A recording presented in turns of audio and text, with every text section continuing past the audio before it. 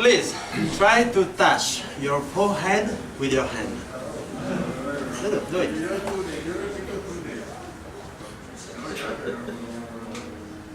You as well.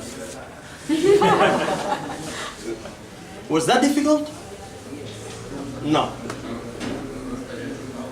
There was a time it was difficult. When you were a baby. You had to learn what is a hand, what is a forehead, what do words mean,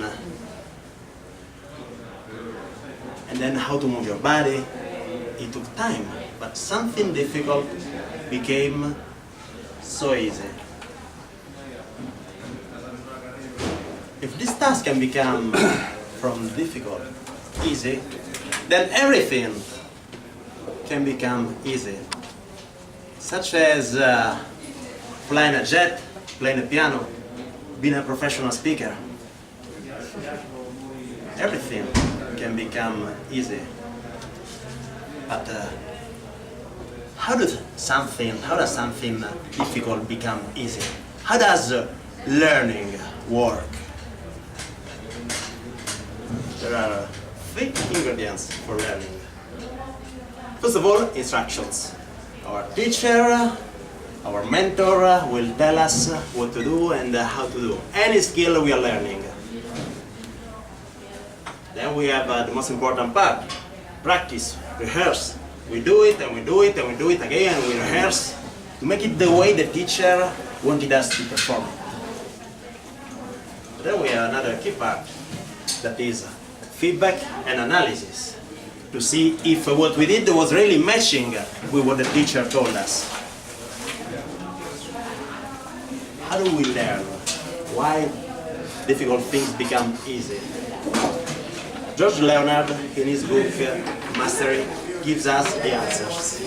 He was a former Aikido instructor and he analyzed the learning curve of hundreds of his students.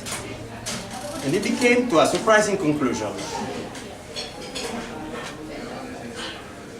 It is not the most talented student, the one who becomes a champion. It is the one that practice after practice, rehearse after rehearse, sees no improvement and does not give up. This is the one becoming a champion. George Leonard also studied how does learning happen. And he realized that learning happens in stages. Learning is not linear. Learning is a sequence of plateaus. It's like this. I learn a skill, I practice, and nothing happens. But then all of a sudden, new skill is appearing. Practice. No improvement is showing up. But all of a sudden, one day, the new skill is coming up. And over again. It's not linear. It's plateaus. It's stairs. Then he investigated why do we learn in stairs and not in a linear way.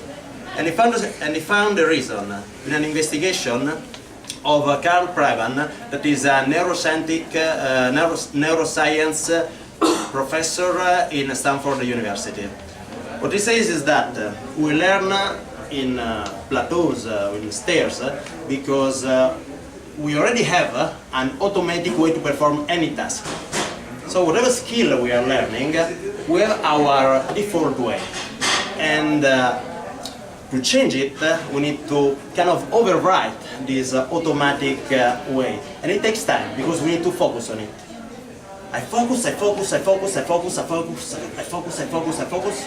and all of a sudden I overwrite. But in this time, no improvement is showing up.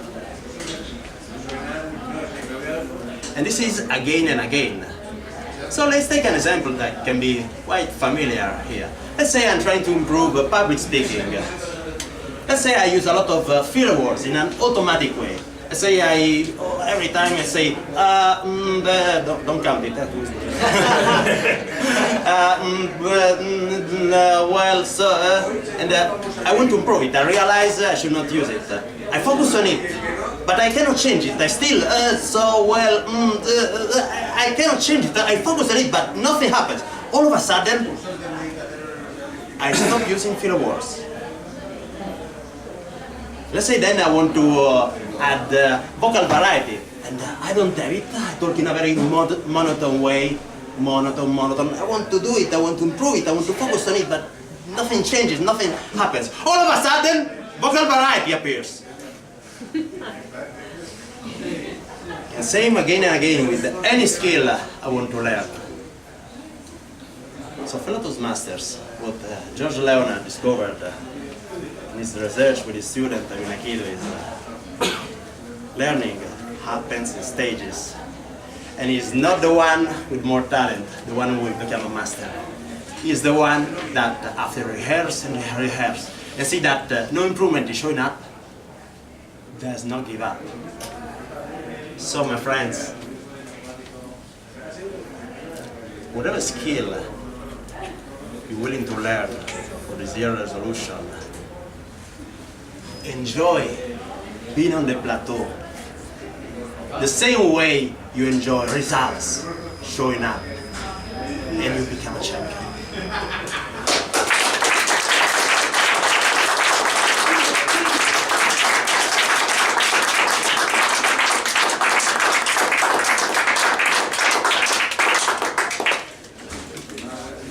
Thank you, Mauro. A couple of minutes for